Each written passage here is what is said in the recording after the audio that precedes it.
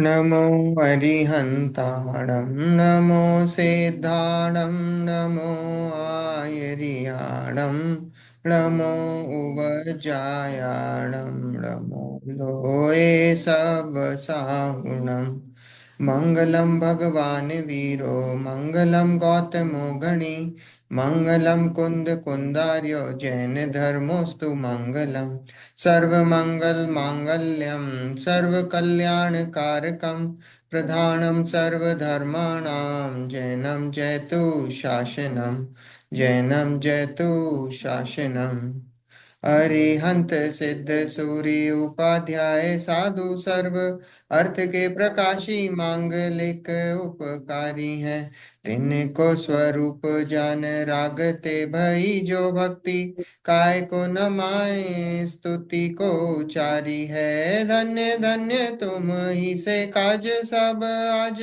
भय कर जोर बारंबार वंदना हमारी है मंगल कल्याण सुख ऐसो हम चाहते हैं हो मेरी ऐसी दशा जैसी तुम धारी है ओ मेरी ऐसी दशा जैसी तुम धारी है मंगल में मंगल करण वीतराग विज्ञान नमो ताहि जाते भय अरहंतादि महान करि मंगल करियो महाग्रंथ करण को काज जाते मिले समाज सब पावे निज पद राय।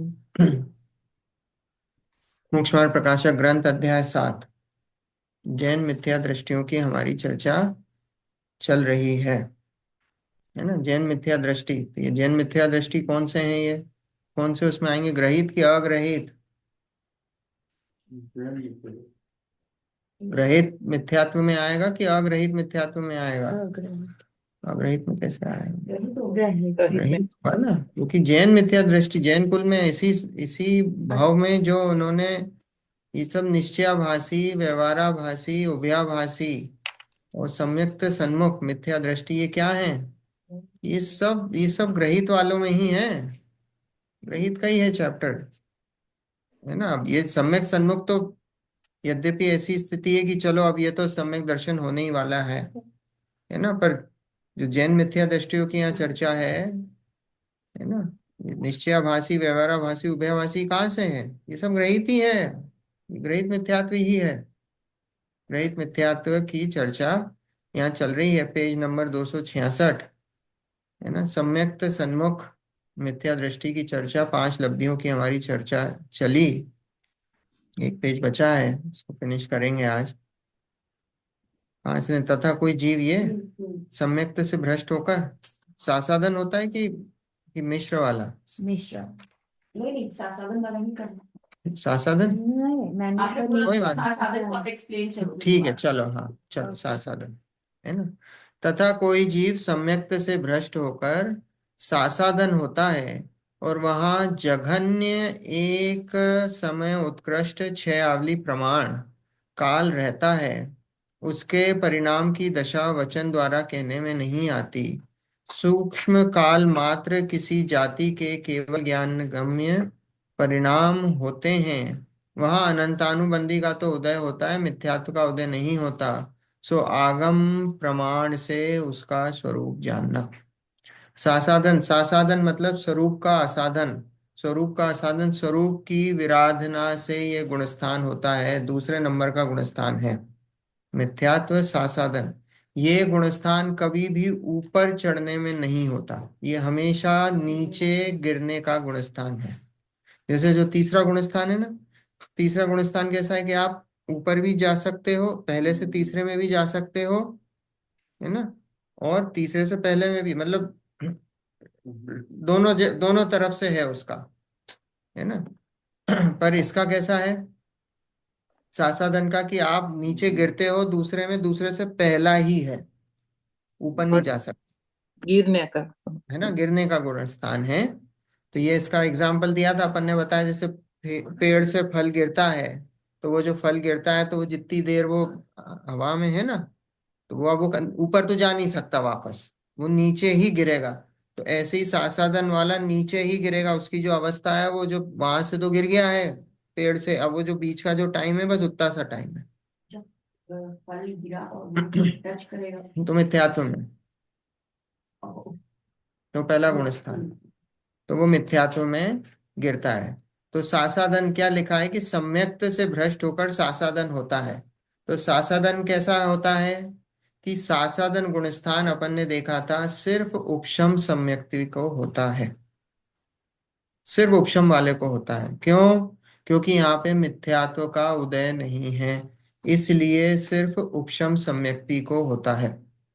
अब ये कैसे? क्योंकि देखो क्षयोपशम सम्यक्त में क्या होता है, क्षयोपशम सम्यक्त की क्या क्या डेफिनेशन है कि भाई कोई ना कोई एक वो जो सम्यक प्रकृति, सम्यक प्रकृति का उदय उसमें वो चलता है। तो जब सम्यक प्रकृति का उदय चलता है, और मान लो सम्यक प्रकृति का उदय अगर उसका छूटता है ना, सम्यक प्रकृति का उसका उदय छूटता है, लेकिन उसमें छूटेगा तो क्या होगा, छूटने के बाद ये होगा कोई ना कोई, या तो वो सम्यक प्रकृति का उदय छूटेगा तो या तो सम्यक मिथ्यात्व का उदय आएगा या मिथ्यात्व का उदय आएगा, तो वो सम्यक प्रकृति का उदय छूटेगा। तीन टुकड़े हुए थे ना मिथ्यात्व के, मिथ्यात्व के तीन टुकड़े हुए थे, तो क्षयोक्षम सम्यक्त कैसे चलता है, सम्यक प्रकृति का उदय चलता है।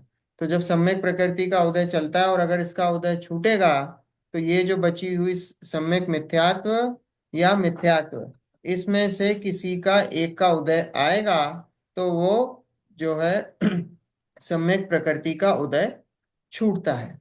ठीक है। तो अब इसमें दूसरे गुण स्थान में क्या बोला कि इन तीनों का ही उदय नहीं होता है, दूसरे गुण स्थान में तीनों का ही उदय नहीं है, न सम्यक प्रकृति का, न सम्यक्त का, न सम्यक मिथ्यात्व का और न मिथ्यात्व का, तीनों का ही उदय नहीं है। तो तीनों का उदय नहीं है तो कौन सी स्थिति में आएगा कि जब वो उपशम सम्यक्त वाला होगा वही ऐसा ऐसी स्थिति बनेगी कि उन तीनों का ही उदय, क्योंकि उपशम सम्यक्त में क्या होता है, वो गैप बनाता है, वो गैप बनाता है, तो उस काल में किसी भी मिथ्यात्व का या सम्यक सम्यक प्रकृति का, सम्यक मिथ्या किसी का उदय नहीं होता, वो गैप होता है। तो इसलिए जब दूसरे गुण स्थान की विशेषता है कि उसमें इन तीनों में से किसी का भी उदय नहीं होता है, सिर्फ अनंतानुबंधी का उदय होता है। तो इसलिए इसका कैसा होता है, कैसा बोला जाता है कि जब जीव उपशम सम्यक्त करता है तो वो उसका काल कितना है, अंतर मुहूर्त का काल है। और जो अंतर मुहूर्त का काल है, अंतर मुहूर्त के काल में जब एक समय या मैक्स मिनिमम एक समय या मैक्सिमम छह आवली, ठीक है, इन दोनों में से कोई भी कुछ भी हो सकता है, छह आवली मैक्सिमम या एक समय मिनिमम, और इसके बीच का काल जितना भी है, अगर उस समय में क्या होगा, उस समय में अनंत अनुबंधी किसी कषाय का उदय आ जाए, क्रोध मान माया लोग किसी का भी उदय आ जाए, तो वो जो स्टेज होती ना, अभी वो जीव को अभी क्या है, अभी जीव मिथ्यात्व नहीं हुआ है, उसको पहला गुणस्थान नहीं है, पहला गुणस्थान मिथ्यात्व वाला है, मिथ्यात्व नहीं है। ठीक है अभी भी कौन सा, वो किस काल में गिना जाएगा, वो उपशम का ही काल है, मिथ्यात्व के उपशम का ही काल है, क्योंकि वो तो उसने उपशम आया है, अंतर मुहूर्त, वो तो उसने उपशमाया है। लेकिन ये हुआ कि एक समय या छह आवली के बीच का या छह आवली मैक्सिमम उसके बीच में अनंत अनुबंधी का उदय आ गया, अनंत अनुबंधी जो है वो उदय में आ गई, उसके कारण से वो उतने काल के लिए वो दूसरा गुणस्थान होता है। और वो जैसे ही दूसरा गुणस्थान का काल समाप्त होता है उसको मिथ्यात्व का उदय हो जाता है, क्योंकि इधर उसने तो एक अंतर मुहूर्त के लिए उपशमाया था उस मिथ्यात्व को, तो मिथ्यात्व का उदय आ जाता है और जीव पहले गुण स्थान में चला जाता है। ठीक है, आई बात समझ में? हाँ जी। दूसरे गुण स्थान को पारिणामिक का गुण स्थान भी बोलते हैं, किस अपेक्षा से, क्योंकि वहां पे दर्शन मोहिनी का उदय नहीं है ना, तो उस अपेक्षा से उसको पारिणामिक का गुण स्थान भी बोलते हैं अनंत अनुबंधी के, का गुण स्थान भी बोलते हैं। हाँ अनंत अनुबंधी का गुण स्थान भी बोला जाता है ना, अनंतानुबंध, क्योंकि अनंतानुबंधी के उदय से ये गुण स्थान है, मिथ्यात्व के उदय से पहला गुण स्थान, अनंत अनुबंधी के उदय से दूसरा गुण स्थान बनता है ना। बात आई, समझ में आई? और अच्छा। किसी को नहीं आया तो फिर क्लियर कर दें। ठीक है। गुणस्थान दूसरा सासाधन है, उसका नाम स्वरूप की विराधना से होता है। ये गुणस्थान, उसका नाम ही स्वरूप सासाधन, जो स्वरूप का असाधन मतलब स्वरूप की विराधना पूर्वक ये गुणस्थान होता है। और ये गुणस्थान उपशम सम्यक्ति को ही होता है, क्षयोपशम वाले को नहीं होता। छायक वाले को तो सवाल ही नहीं, क्योंकि छायक वाला तो गिरता ही नहीं है ना, चौथे गुणस्थान से नीचे गिरता ही नहीं है। तो ये उपशम वाले को होता है। और उपशम वाले को होता है वो कब होता है, कि जब उपशम सम्यक उसको प्रकट होता है, और जब अंतर्मुहूर्त होने के मिनिमम एक समय या मैक्सिमम 6 आवली इतना काल बचा हो, तो जीव का क्या होता है, अनंतानुबंधी का उदय आ जाता है। और अनंतानुबंधी के उदय के कारण वो दूसरे गुणस्थान में चला जाता है, और वो गुणस्थान से फिर नियम से पहले गुणस्थान में आकर गिरता है। ठीक है, ये गिरने वाला गुणस्थान है, इससे ऊपर नहीं चढ़ सकते। यहाँ पे ये लिखा है, देखो फिर से। तथा कोई जीव सम्यक्त से भ्रष्ट होकर सासादन होता है, और वहां जघन्य एक समय, जघन्य मतलब मिनिमम एक समय और उत्कृष्ट 6 आवली प्रमाण काल रहता है। दूसरे गुणस्थान का काल कितना बताए, जघन्य एक समय, मैक्सिमम 6 आवली, ये उसका काल है।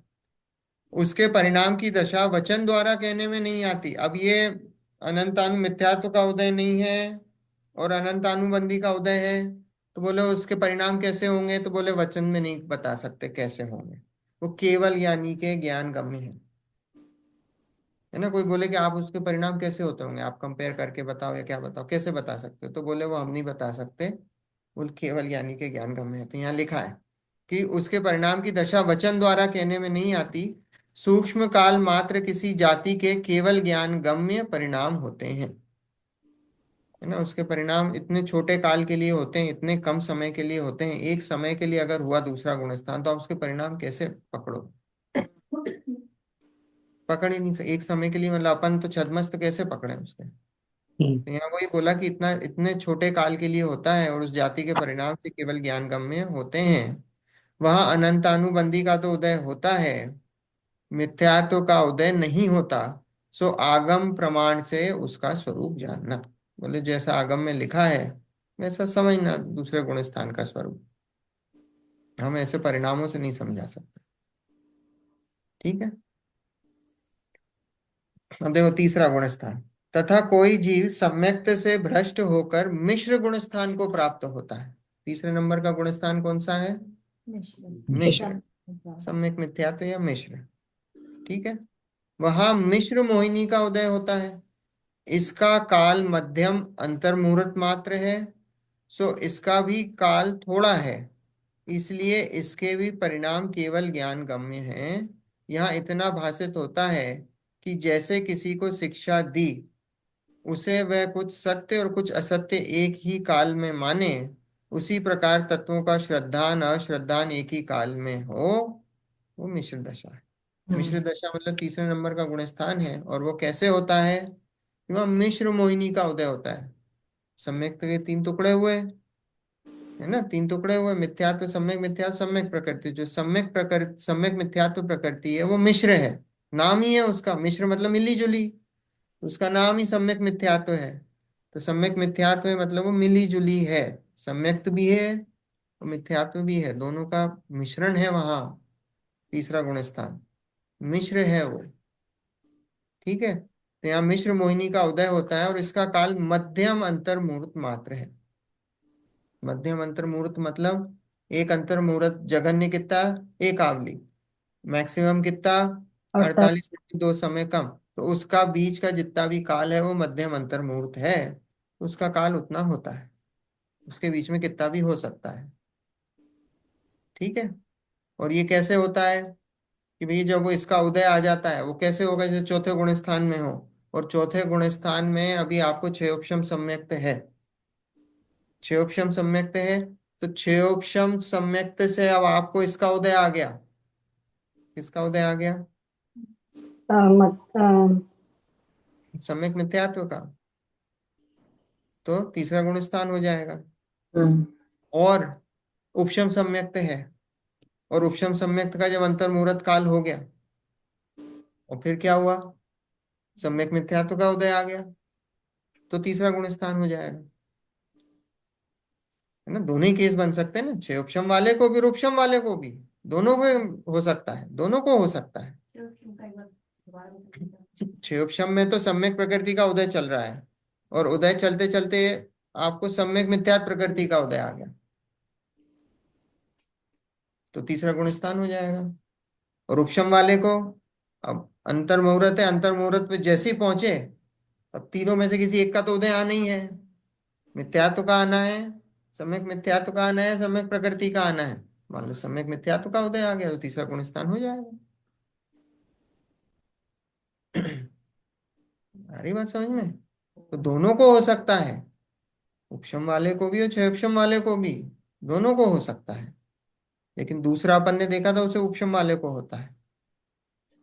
ठीक है, ये तीसरा गुण स्थान दोनों को हो सकता है। और जो नीचे वाला है, पहले वाला, अब पहले वाला है, पहले वाले को अभी मिथ्यात्व के तीन टुकड़े हुए हैं, तो तीन टुकड़े हुए हैं उसके, मान लो मिथ्यात्व का उदय चल रहा है और फिर एकदम से सम्यक मिथ्यात्व का उदय है, तो तीसरा गुण स्थान भी हो सकता है उसको। वो किस केस में होगा? वो सादी मिथ्या दृष्टि को होगा, जिसके ऑलरेडी मिथ्यात्व के तीन टुकड़े हो चुके हैं। तो तीन टुकड़े जिसके हो चुके हैं, जो सादी मिथ्या दृष्टि है, सादी मिथ्या दृष्टि भी कौन सा? जिसके तीन टुकड़े अभी बरकरार हैं। ऐसा नहीं है कि जिसकी उद्वेलना हो के अब वो समय निकल गया कि भैया, हाँ खूब सारा टाइम निकल गया, वो तीनों टुकड़े एक हो गए, तो वो तो अनादि मिथ्या दृष्टि जैसा हो गया, क्योंकि अब तो उसका एक ही बचा है मिथ्यात्व, उसके टुकड़े नहीं बचे अब। ये तो उसी का केस हो सकता है कि भाई जिसके अभी भी तीन टुकड़े बचे हों, और तीनों टुकड़े हैं, और उसको जो है सम्यक मिथ्यात्व प्रकृति का उदय आ गया, तो तीसरा गुण स्थान हो सकता है उसको।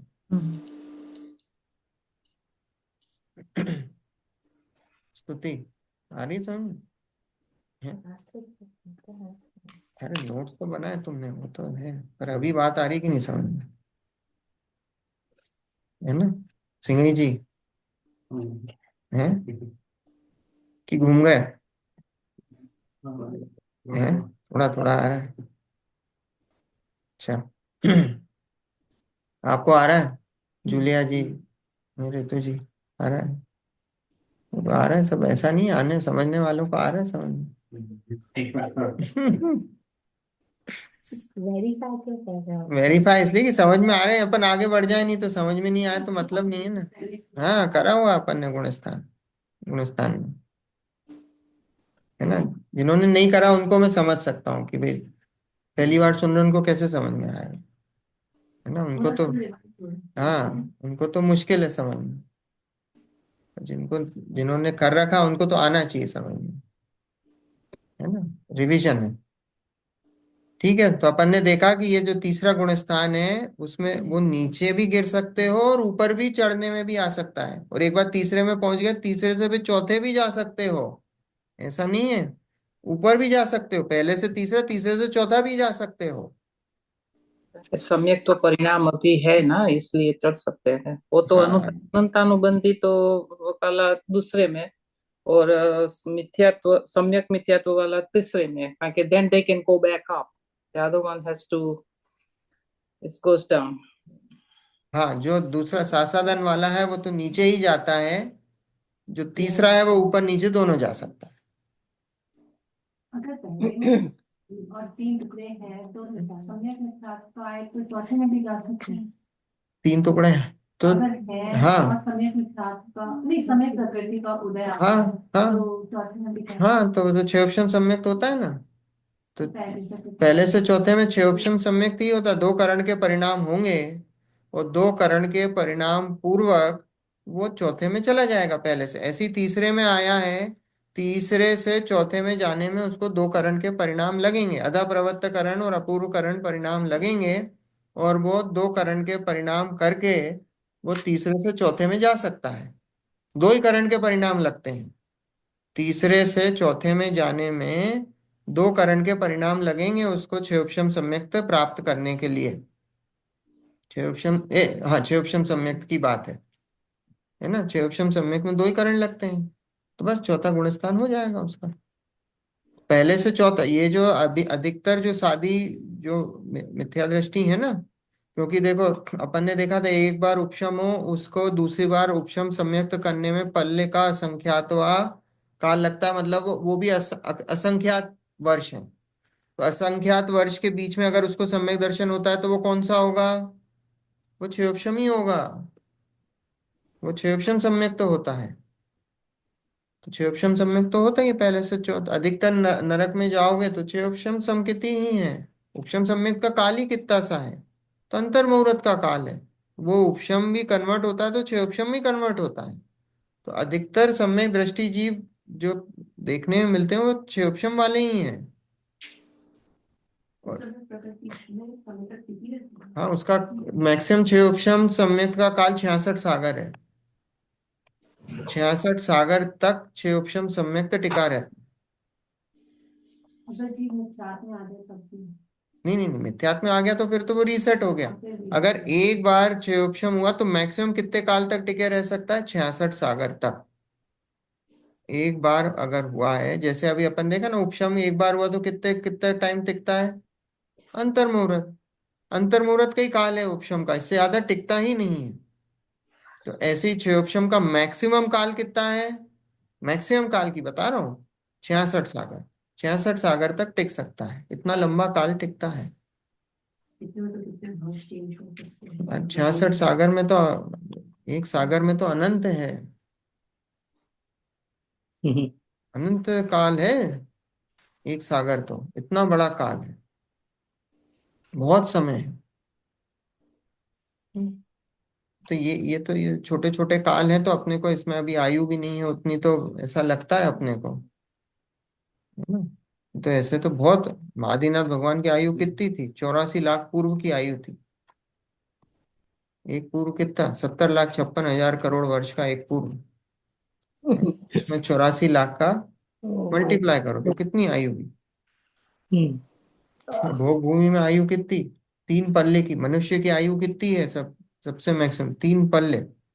एक पल्ले में असंख्यात वर्ष है। भोग भूमि के मनुष्य की होती है 3 3 पल्ले की आयु होती है। मिनिमम कितनी होती है?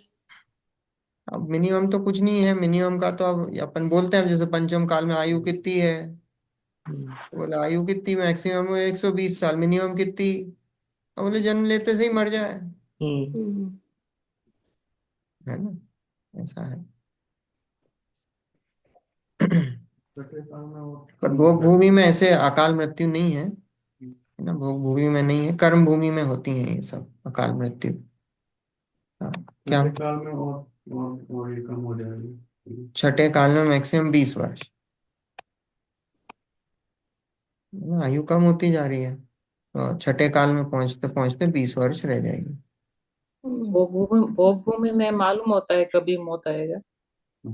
भोग भूमि में हाँ आंटी, पता लग जाता है, क्योंकि भोग भूमि में ऐसा होता है कि वो ऐसे जोड़े जन्म लेते हैं। अब वो भाई बहन के जोड़े का हो या जैसे भी जोड़े का हो, वो जोड़े जन्म लेते हैं, पति पत्नी जैसे रहते हैं वो।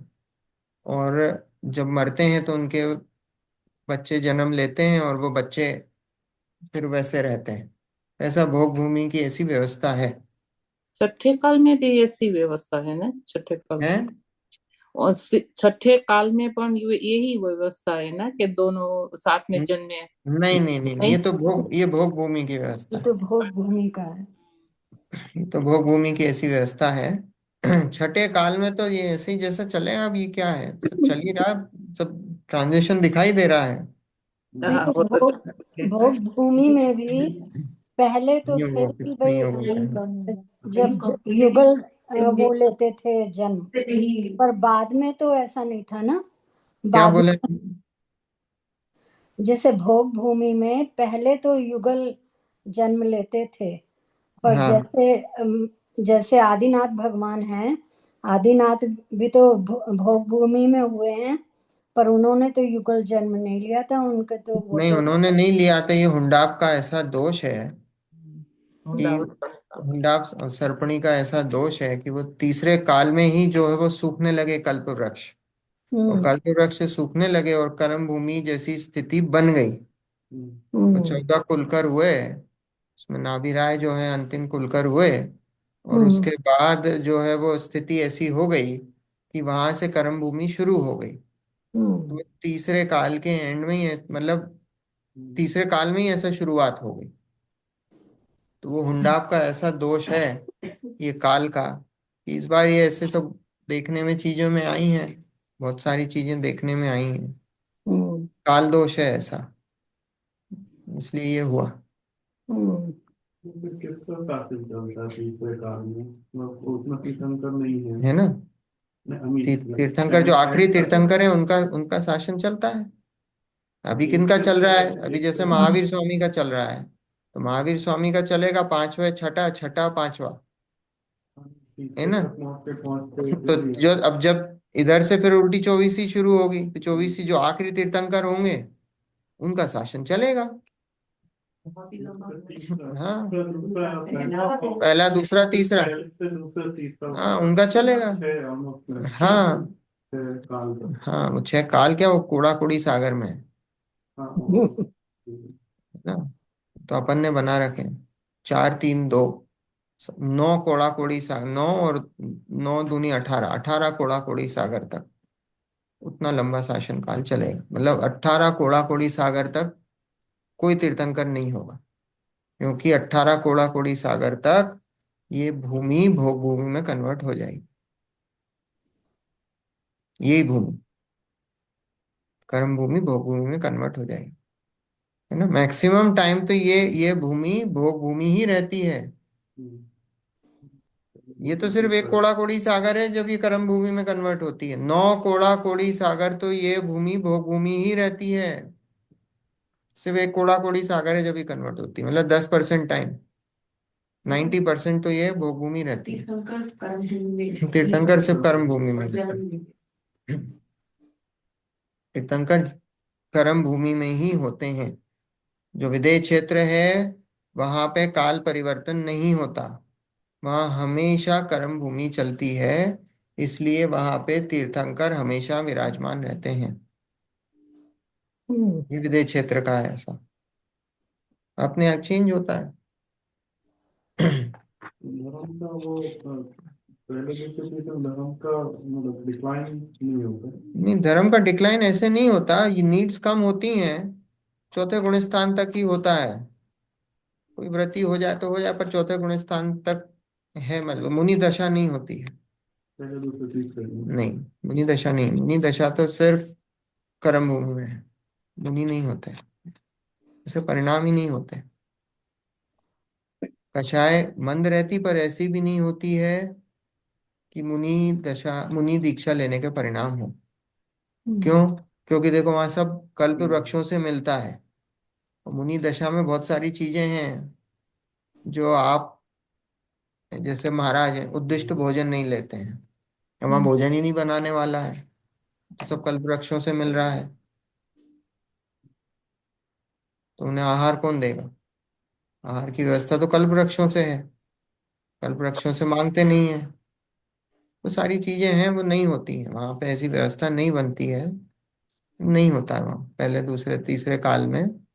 गति तो ज्यादा रहती है तब भी। हाँ हाँ, रहती हैं अधिकतर, लेकिन भद्र परिणामी जीव होते हैं, स्वर्ग जाते हैं सारे अधिकतर।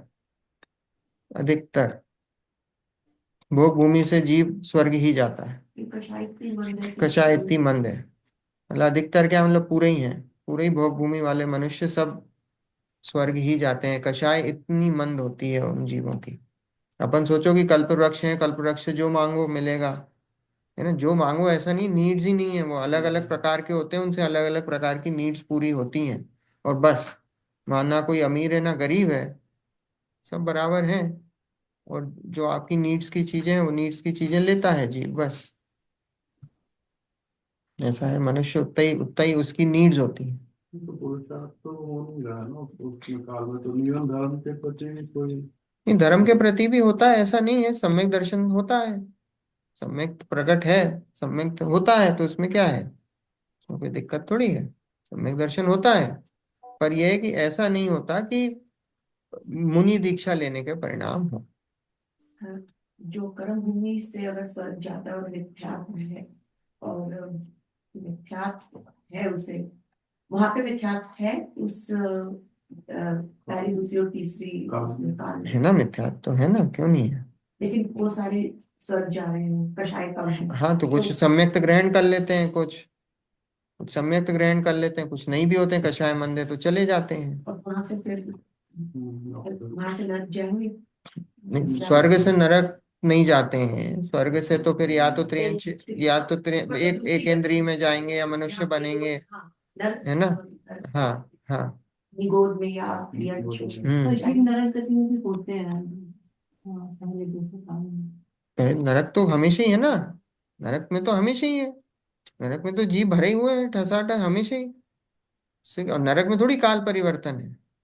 जो नरक में है वो नरक में ही नहीं, मतलब नहीं नहीं, नरक से बाहर आएंगे, पर अभी जो नरक में है वो नरक में तो अब काल परिवर्तन थोड़ी है। अब नरक में कोई गया, अब उसने आयु बांधी है 33 सागर की, तो गया है, मान लो 7वें नरक में है तो 33 सागर तक रहेगा वो। यहाँ काल बदल और रहा अपने यहाँ काल बदल रहा है ना, जैसे नरक काल में। परिवर्तन तो यहाँ हो रहा है भरत क्षेत्र और ऐरावत क्षेत्र में। विदेह क्षेत्र में तो खुला ही हुआ है, विदेह क्षेत्र से भी तो नरक जा रहे हैं, विदेह क्षेत्र से उधर नरक जा रहे हैं, चौथा त्रियंच काल ही गति है, वाले नरक जा रहे हैं। विदेश क्षेत्र में चौथा काल ही है। चौथा काल है, हाँ, कर्म भूमि नरक जा रहे हैं, नरक का द्वार क्यों नहीं खुला हुआ, वहां भी खुला हुआ है। और नरक से निकल के फिर जिस भी क्षेत्र में जा रहे हैं उसके काल अनुसार। हाँ, कुभोग भूमि भी आए हैं, कुभोग भूमियां हैं, कुभोग भूमि में जन्म लिया, वहां पे गए, वहां से नरक में चले गए। वहाँ कुभोग भूमि भी है, जहाँ पे जो है वो अलग अलग प्रकार के, जैसे इंसान का धड़ है और त्रियंच का शरीर वो सर है, ऐसी कुभोग भूमियां हैं।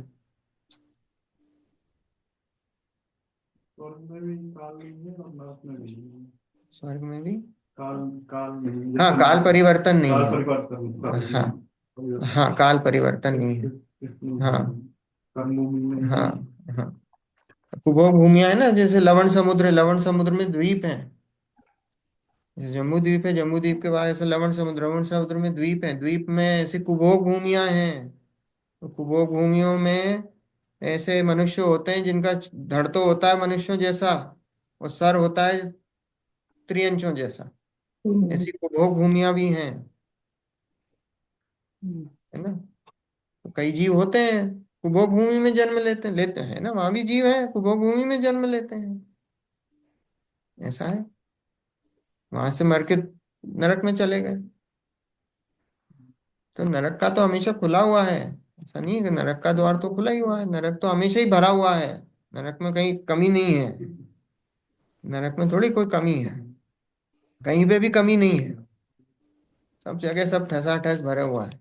जैसे उसमें एक नंबर नहीं होता नरक में जाने का, या जैसे वो उसके जो जीव है वो 600 6 महीने 8 समय में 608 जी, वो तो मोक्ष जाने का है। हाँ, तो जैसे वो जाते हैं उस तरह से नरक में नहीं है कि फिक्स नंबर जीव है।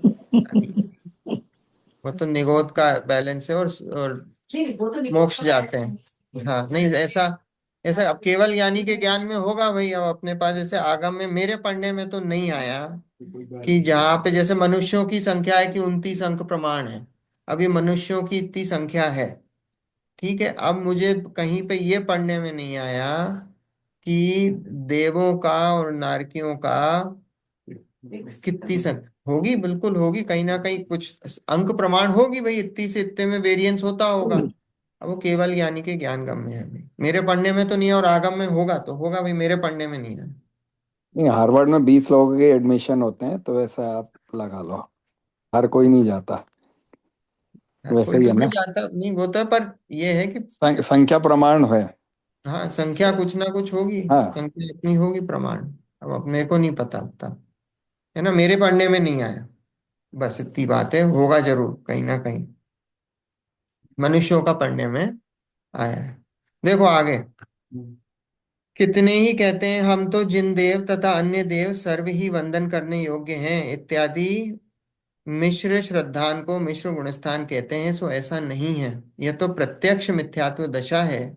व्यवहार रूप देवादिक का श्रद्धान होने पर भी मिथ्यात्व रहता है, तब इसके तो देव कुदेव का कुछ निर्णय ही नहीं है, इसलिए इसके तो यह विनय मिथ्यात्व प्रकट है ऐसा जानना। अब बोले मिश्र से ऐसे कंफ्यूज हो जाते हैं, मिश्र मतलब, बोले हम अपने जैनों को भी मानते हैं और अजैनों को भी मानते हैं, मिश्र है हमारा, क्योंकि श्रद्धान मिश्र हो गया है।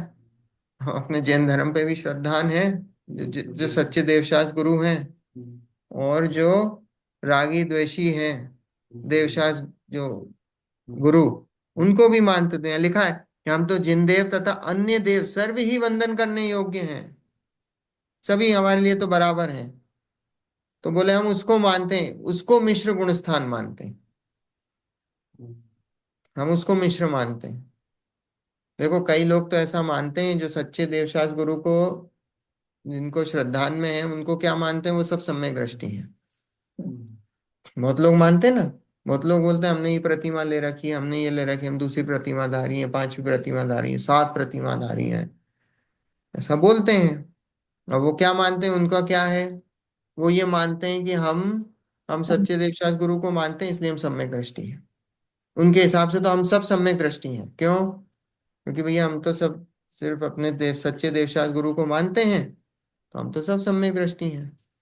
पर ऐसा नहीं है वास्तव में, वो सब उनका जो चल रहा है चल रहा है। तो यहाँ पे यही बोला है कि कुछ लोग ऐसा मानते हैं कि हम जैन के भी मानते हैं और नॉन जैन को भी मानते हैं, तो हमारा तीसरा गुण स्थान हो गया मिश्र गुण स्थान है। तो बोले पंडित जी बोलते हैं भैया ये तो साक्षात मिथ्यात्व दशा है, तुम दूसरे को मान रहे हो, रागी द्वेषी जो देवों को मान रहे हो, तो ये तो साक्षात ही मिथ्यात्व, उसमें मिश्र गुण स्थान कहाँ से आ गया? मिश्र को ऐसा, जैसे ही अनेकांतवाद का अलग ही मीनिंग ले लिया ना लोगों ने, कुछ इनकी बात भी सही है और कुछ उनकी बात भी सही है, कुछ हमारी बात भी सही है, अनेकांतवाद है। ऐसे ही यहाँ मिश्र में ले लिया, मिश्र मतलब हो गया ऐसी दशा, मिश्रित है, मिथ्यात्व भी और सम्यक्त भी है। तो बोले मिथ्यात्व में ऐसा होता है कि हम दूसरे को खोटे देवशास्त्र गुरु को मानते हैं, और सम्यक्त में सच्चे देवशास्त्र गुरु को, तो मिश्र मतलब दोनों को मान रहे हैं। तो बोले ये दोनों वाली जो स्थिति है ना, वो तो साक्षात मिथ्यात्व है, उसमें कोई मिश्र विश्र नहीं है। यहाँ पंडित जी ने ये लिखा कि मिश्र गुण स्थान कहते हैं, सो ऐसा नहीं है, तो प्रत्यक्ष मिथ्यात्व दशा है। व्यवहार रूप देवादिक का श्रद्धान होने पर भी मिथ्यात्व रहता है, तब इसके तो देव कुदेव का कुछ निर्णय ही नहीं है। बोले इसका तो निर्णय ही नहीं है, इसको उसको पता ही नहीं है। तो बोले किस बात का मिश्र बोल रहा है, तेरे को निर्णय ही नहीं है, तो इसलिए इसके तो यह विनय मिथ्यात्व प्रकट है। 5 प्रकार के मिथ्यात्व है ना, विपरीत, एकांत, विनय, संशय, अज्ञान और अपुनय मतलब मिथ्यात्व है ना। 5 प्रकार के ना, विपरीत, एकांत, विनय, संशय, अज्ञान।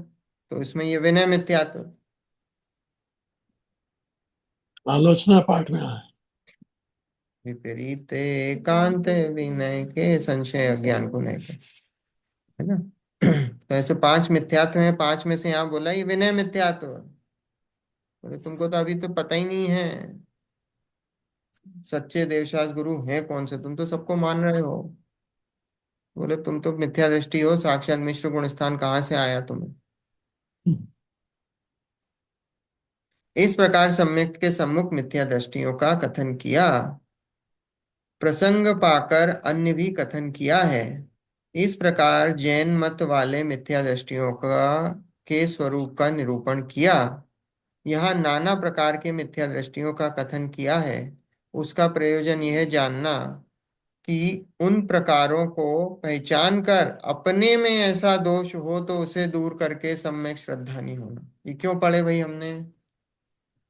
दूसरों के दोष निकालने, भाई साहब आप में दोष है, बहन जी आप में दोष है, अपने में क्या दोष है? हम इसमें से किस में फिट बैठ रहे हैं? अगर हम उभयाभासी हैं, हम निश्चयाभासी हैं, हम व्यवहाराभासी हैं, हम अगर सम्यक सन्मुख हैं, तो इन हम किस में फिट बैठते हैं? और सबका एक लक्ष्य क्या है? सम्यक दर्शन को प्राप्त करना, अपने आत्म तत्व का श्रद्धान करना। सम्यक दर्शन की पर्याय तो अपने आप प्रकट होगी, फिर वो फॉलो करेगी। यहाँ पंडित जी ने लिखा भैया उन उन प्रकार को पहचान कर अपने में ऐसा दोष हो उसे दूर करके सम्यक श्रद्धानी होना। औरों के ही ऐसे दोष देख देख कर कषाय नहीं होना, क्योंकि अपना भला बुरा तो अपने परिणामों से है। औरों को तो रुचिवान देखे तो कुछ उपदेश देकर उनका भी भला करें। बोले दूसरों को देखकर कषाय मत हो जाना। कई बार ऐसा होता है ना अपने को, कि दूसरों को जो अपनी बात से एग्री नहीं करते हैं, तो क्या होता है, हमें हमें क्या है कि जगत को पलटाने की आदत है। पलटाने की आदत है अपने को सबको, कि भाई जगत हमारे हिसाब से चले, जो हम कह रहे हैं जगत हमारी बात से एग्री करे। लेकिन मयूर जी, ये जो आप अभी बोल रहे हैं, हाँ मुझे ऐसा समझ में आ रहा है, ये उससे कॉन्ट्राडिक्टरी नहीं हो रहा है जो अभी आपने थोड़ी देर पहले, 2-3 मिनट पहले मिश्र गुणस्थान के बारे में कहा था कि हमें जिन देव तथा अन्य देव सर्व बंधन करने योग्य हैं, ऐसा हाँ मानना है, यह तो प्रत्यक्ष मिथ्यात्ववाद हाँ है। तो हाँ बिल्कुल। अगर हम उस पे उसको मान रहे हैं कि ये मिथ्यात्व है, और फिर आगे ये भी बोल रहे हैं कि अपने दोष देख के उसको हमें ठीक करना है और औरों को भी समझाना है, तो ये कॉन्ट्राडिक्टरी नहीं हो गया नहीं, थोड़ा? औरों को उनको समझाना है जो रुचिवान हो। अच्छा। हमको ये नहीं, औरों को देखकर, यहाँ पे लिखा है औरों को देखकर कषाय नहीं होना है। अगर हम्म। मान लो कोई हम्म। मुसलमान है हम्म। और वो अपना काम करता है, हम्म। तो हमें देखकर उससे कषाय नहीं होना। कषाय क्यों करना? क्यों? क्योंकि तुम कषाय करोगे तो उसका परिणाम का फल तुम्हें ही भोगना पड़ेगा। तो ये जो आज पहला। आज आज भारत पाकिस्तान का युद्ध हुआ, जी। है ना? आप घर बैठे बैठे आपने पाकिस्तान के खिलाफ क्या करा? बुराई। आपने परिणाम बिगाड़ लिया, मोर्चा बांध लिया, संभाल लिया, कहने लगे कि देखो कैसे बुरे लोग हैं। हम्म। इनका तो ये नुकसान हो जाए, इनका वो हो जाए, उनका ये, तुम्हें लेना देना क्या, किस बात का तुम यहाँ बैठे हो? हैं? तुम्हें पता नहीं सिचुएशन क्या है, और यहाँ बैठ बैठ के पूरे पाकिस्तान को उड़ा रहे हो। हम्म और वहां युद्ध जल्दी समाप्त हो गया तो लोग जल्दी कैसे समाप्त करें?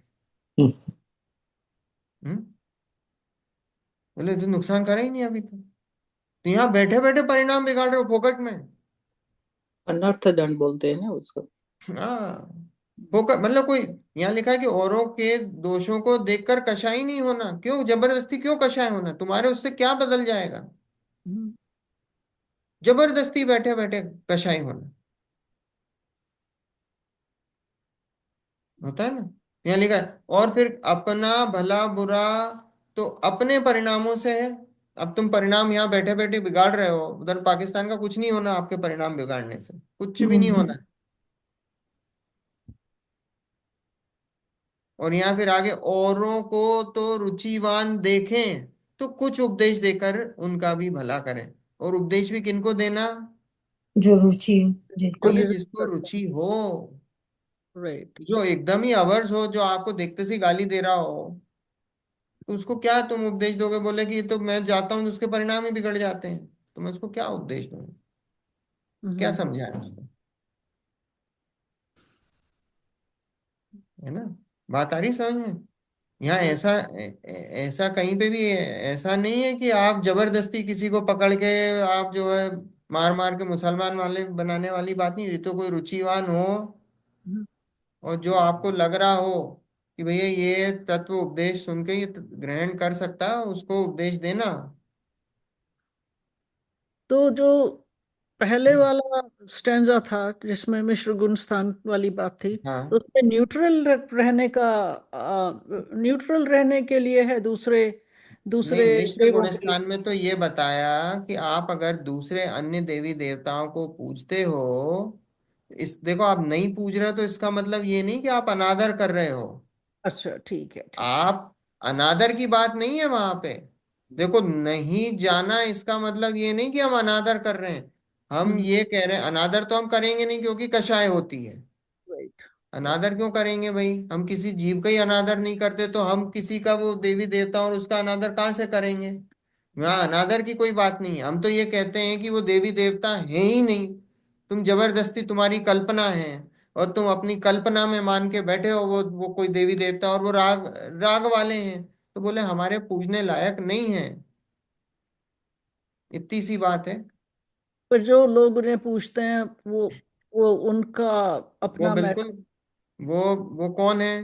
वो ग्रहित मिथ्यात्वी हैं जो उन्हें पूज रहे हैं। देखो, अभी तो आपको ये निर्णय करना है सबसे पहले कि सच्चे देवशास गुरु कौन है, धर्म किस में है, धर्म वीतरागता में है कि राग में है। हम्म, हम्म, और जिसको इस बात का निर्णय हो गया, नक्की हो गया कि धर्म तो वीतरागता है, जहां पे राग द्वेष नहीं है वो धर्म है, जिसमें राग है वो धर्म हो ही नहीं सकता।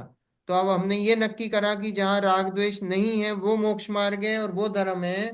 तो फिर हम मिलान करते हैं कि ऐसे कौन से देवता हैं, ऐसे कौन से गुरु हैं, और ऐसे कौन से शास्त्र हैं जो इस वीतरागता को का पोषण करते हैं। ठीक है। ठीक है। अब हमने देखा कि कोई, भले ही जैनों के नाम पर भगवान को तुमने कपड़े पहना रखे हैं, तो अब वो रागी हुए कि वीतरागी हुए? रागी। रागी हुए हैं। उनको तो अभी भी कपड़ों से, हम तो यहाँ बोल रहे हैं उनको शरीर से भी राग, किसी से भी राग नहीं है। एक रत्ती भर का राग अगर हो किसी जीव को तो वो निगोद का कारण है। हम्म, आई थिंक आंटी का क्वेश्चन होता कि उनसे भी हमको कषाय नहीं हमको करना कषाय नहीं करनी किसी से, हाँ कषाय थोड़ी होती है, कषाय संप्रदाय थोड़ी है। हमारा उनके प्रति श्रद्धा नहीं है, बस इतनी सी बात है। नहीं और जो लोग उन्हें कर रहे हैं और जो उससे लोग भी उन्हें कर रहे हैं कषाय उनसे भी कषाय नहीं, वो तो लिखा ना सामने कि हम्म, जो लोग उनको पूज रहे हैं, मान रहे हैं, उनसे भी, उनसे कैसे कषाय करोगे? तो परिणामों का फल आपको ही भोगना है। ठीक। गुरुदेव थे, हम्म, कांजी स्वामी, हम्म, गुरुदेव को काले झंडे दिखाते थे, गुरुदेव को पत्थर तक मार दिए, इतने इतने पत्र आते थे उनको। क्या बोलते थे? आज तक किसी जीव से कषाय नहीं करी, भूलेला बाबा भूलेला भगवान। बोले उनको उस जीव पर दया आती थी। वो जो आए थे ने, the people who came for demonstration, he said वो लोग धूप में है, धूप में से छाये में ले जाओ.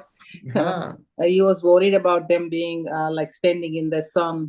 हाँ, मतलब इतना इतना भला बुरा कहने पर भी, और भला बुरा कहने पर ऐसा होता था, सुनने आते थे और फिर वहीं रह जाते थे। हम्म, ऐसे भी बहुत किस्से हैं। और ऐसे भी किस्से हैं कि भाई खूब गालियां दे रहे हैं, सब दे रहे हैं, पर इधर तो कभी किसी पे कषाय करी ही नहीं। अंदर से ही वो परिणाम ही खत्म हो गया उस जाति का, उस जाति का परिणाम ही नहीं बचा, तो कहाँ से कषाय होगी उस जीव को? ऐसा ठीक। है। ये तो चल। किसकी बात है? ये तो हम्म, चौथे गुणस्थानवर्ती जीव होते हैं ना, हम्म, ये उनकी बात है। अब आप तो ये सोचो, जो मुनिराज होते हैं छठे गुणस्थान वाले, वो तो इनसे अनंत गुनी, हम्म, अनंत गुनी जो है कषाय कम होती है उस जीव की। विशुद्धि इतनी ज्यादा होती है क्योंकि तीन कषाय के अभाव पूर्वक होता है छठा गुण स्थान। तो आप सोचो, हम्म, उस जीव की कषाय का तो आप सोच भी नहीं सकते, इतनी मंद कषाय होती है मुनिराज की, तो इतनी मंद कषाय होती है। ऐसी थोड़ी हो जाते हैं। यशोधर मुनिराज सांप पहना दिया, 3 दिन तक वहां बैठे रहे हैं। और वो आया सांप, श्रेणिक ने सांप हटाया तो चेलना और श्रेणिक को दोनों को धर्म वृद्धि का आशीर्वाद दिया, धर्म उपदेश दिया दोनों को, तत्व उपदेश दिया, धर्म उपदेश दिया, धर्म वृद्धि का आशीर्वाद दिया। एक बूंद कषाय नहीं उस जीव को। ऐसा होता है। छठा गुणस्थान तो ऐसी ऐसा है। कुंडल पहना दिए, गरम गरम सिगड़ी जला दी, हम्म, कषाय कषाय रही उस जीव को? नकुल हम्म, सहदेव को कषाय हुई क्या? सिगड़ी जला दी। उनको तो इतना विकल्प आया कि मेरे भाइयों को कष्ट हो रहा होगा, और वो उसने सब इतना सा विकल्प का कारण क्या बना? 16वें स्वर्ग में चले गए। अब 16वें स्वर्ग में चले, संसार कितना बढ़ गया? 16वें स्वर्ग में गए, अब वापस मनुष्य बनना पड़ेगा, फिर जाके मुक्ति होगी। सागरों का संसार बढ़ गया, तो 3 भाई तो निकल गए, ऐसा है। देखो, इसलिए अपने परिणाम सुधारने का उपाय करना योग्य है। सर्व प्रकार के मिथ्यात्व भाव छोड़कर सम्यक दृष्टि होना योग्य है, क्योंकि संसार का मूल मिथ्यात्व है। मिथ्यात्व के समान अन्य पाप नहीं है। क्या छोड़ना है सबसे पहले? मिथ्यात्व को। रात में खाना छोड़ना कि मिथ्यात्व छोड़ना? मिथ्यात्व। रात में खाना तो छूटना ही चाहिए। आई बात समझ में? ये तो जैन हो, है ना? ये तो कोई ऑप्शन ही नहीं है। जमीकंद छोड़ना कि मिथ्यात्व छोड़ना? बोले जमीकंद तो छूट, ये तो जैनों की क्वालिटी है। तो जमीकंद खाए तो जैन कैसा? हम्म? ना खाए ना खिलाए। खाते भी हो तो खिलाए नहीं। क्यों? क्योंकि खिलाने में बहुत पाप, महापाप है, ये भी अपन चर्चा कर चुके हैं। खिलाने में महापाप है। खाते भी हो तो जैन हो, कम से कम इस बात का ध्यान रखो, खिलाना नहीं। रात्रि भोजन भी करते हो तो इस बात का ध्यान रखना, रात्रि भोजन कराना नहीं। महापाप, महापाप है।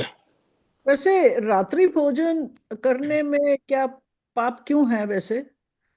पहले टाइमों में तो ये लाइट वगैरह नहीं होती तो लगता था मच्छर हो सकते हैं, ऐसा नहीं, कुछ हो सकता है, लेकिन आज के टाइम में क्यों है पाप ये? आंटी आप ही, सूक्ष्म अब जीव। 5 मिनट बचे हैं। मैं एक पैराग्राफ करता हूँ।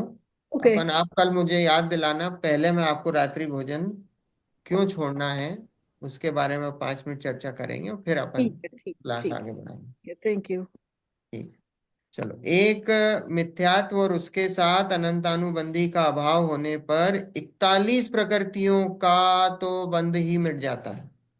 क्या बोला? कि जैसे ही मिथ्यात्व छूटता है ना, तो क्या होता है, अनंतानुबंधी का अभाव होने पर वो 41 प्रकृतियों के नाम नीचे दे रखे हैं फुटनोट में। जिसको याद करना हो वो याद कर लेना।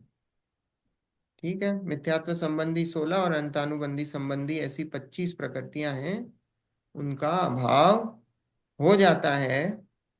मतलब इतनी प्रकृतियों का तो अब संवर चालू हो गया। इतनी प्रकृतियों का संवर चालू हो गया, बंधेंगी ही नहीं। इतने फायदे हैं। हम्म? स्थिति अंत कोड़ा कोड़ी सागर की रह जाती है, तो देखा ही अपन ने। स्थिति अंत कोड़ा कोड़ी सागर की रह जाती है। अनुभाग थोड़ा ही रह जाता है। शीघ्र ही मोक्ष पद को प्राप्त करता है। तथा मिथ्यात्व का सद्भाव रहने पर अन्य अनेक उपाय करने पर भी मोक्ष मार्ग नहीं होता। कितने उपाय करो, कितने तीर्थ कराओ तो मोक्ष हो जाएगा, कितनी बार समेत शिखर कराओगे तो मोक्ष हो जाएगा। सिंह जी, कितनी बार गए समेत शिखर? अनंत बार गए। सही लाइन पे हैं बिल्कुल। अनंत बार गए, बिल्कुल कोई गलत बात तो कही नहीं। अनंत बार गए, मोक्ष हुआ कि नहीं हुआ? नहीं हुआ। मुनि बन के भी गए हमारे। हाँ, मुनि कितनी बार बने? अनंत बार। घबराते क्यों हो? बोलो ना, ये घबराने की क्या बात है उसमें? कितनी बार बने मुनि? अनंत बार। मोक्ष हुआ? नहीं हुआ। क्यों नहीं हुआ? क्योंकि भाई मिथ्यात्व नहीं छूटा। मिथ्यात्व नहीं छूटा, शरीर के प्रति राग नहीं छूटा, पर्याय बुद्धि नहीं छूटी, मिथ्यात्व का सद्भाव रहा, तो संसार चलता रहा। तो यहाँ सबसे पहले हमको अपना पूरा फोकस कहाँ लगाना है? मिथ्यात्व को तोड़ने पर लगाना है। हम ये सोचते हैं ना, हम कषाय को कंट्रोल कर लें, कषाय को कंट्रोल कर लें। कषाय कंट्रोल में नहीं होगी। कषाय कंट्रोल करने का वो फॉर्मूला ही गलत है। कषाय कंट्रोल बोलते हैं ना, हर लोग बोल भैया अपनी कषाय को कंट्रोल करो। कषाय, कषाय कैसे कंट्रोल होगी? कषाय ऐसे कंट्रोल होगी ही नहीं। जब तक जीव की दृष्टि स्वरूप पे नहीं जाएगी, जब तक कषाय कंट्रोल नहीं होगी। और जब जीव की दृष्टि, जीव का श्रद्धान स्वरूप पर जाएगा, तो अपने आप कषाय कंट्रोल में आएगी। मुनिराज कषाय को कंट्रोल करते हैं क्या? मुनिराज कषाय को कंट्रोल नहीं करते हैं। सब मेरे उनकी कषाय अपने आप कंट्रोल होती है। क्यों? क्योंकि उनकी दृष्टि स्वरूप पर है। तो स्वरूप पर दृष्टि करने से कषाय अपने आप प्रकट नहीं होती, कषाय होती उत्पन्न ही नहीं होती है। प्रकट क्या? उत्पन्न ही नहीं होती है। तो कषाय उत्पन्न ही नहीं होती है, तो कंट्रोल करने का सवाल ही कहां से होगा? जब मिथ्यात्व पे आप धावा बोलते हो, तो अनंतानुबंधी बाय प्रोडक्ट है ना, वो चली जाती है। धावा आप किस पे बोलते हो? सम्यक दर्शन क्या बोला? कि श्रद्धा गुण की निर्मल पर्याय, उसका नाम सम्यक दर्शन है। तो एज ए बाय प्रोडक्ट क्या होता है? अनंतानुबंधी कषाय भी चली जाती है उसके साथ। पुरुषार्थ किसका करा? मिथ्यात्व का। उधर चारित्र मोहिनी में भी इंपैक्ट हुआ, अनंतानुबंधी कषाय चली गई। तो मिथ्यात्व पे धावा बोलो, मिथ्यात्व पे, मिथ्यात्व को तोड़ो। कि जगह जगह जहां मिथ्यात्व चल रहा, पहले तो ग्रहित मिथ्यात्व छोड़ो। ये जो जगह जगह चल रहा है ना, ग्रहित जो नया ग्रहण करा हुआ है, जब तक वो नया ग्रहण करा हुआ नहीं छूटेगा, तो वो अग्रहित कैसे छूटेगा? बहुत दूर की बात है, बहुत दूर की बात है ना। यहाँ लिखा है, अनेक उपाय करने पर भी मोक्ष मार्ग नहीं होता, इसलिए जिस तिस उपाय से सर्व प्रकार मिथ्यात्व का नाश करना योग्य है। इतना बल मिथ्यात्व पे है, पूरा जिनागम इस भरा हुआ है मिथ्यात्व को तोड़ने के लिए,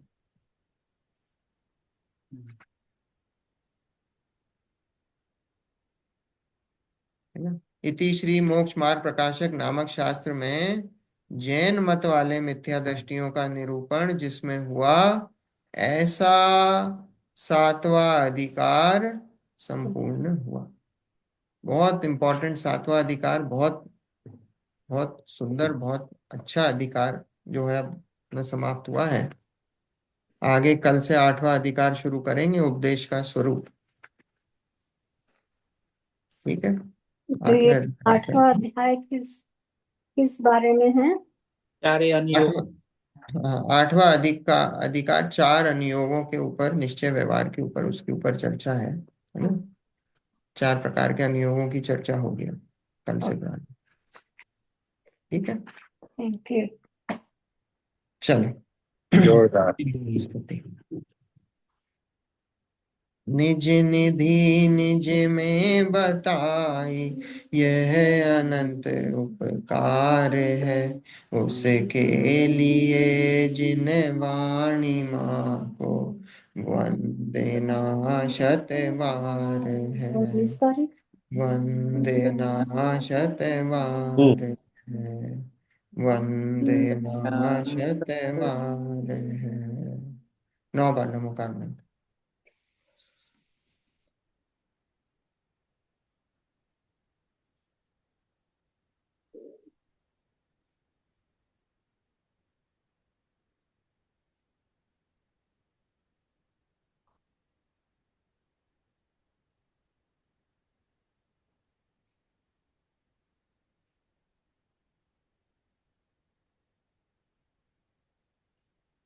जय जैन, जय मैन। जय जैन, जय जय जैन, बहुत सरस। जय जैन। जय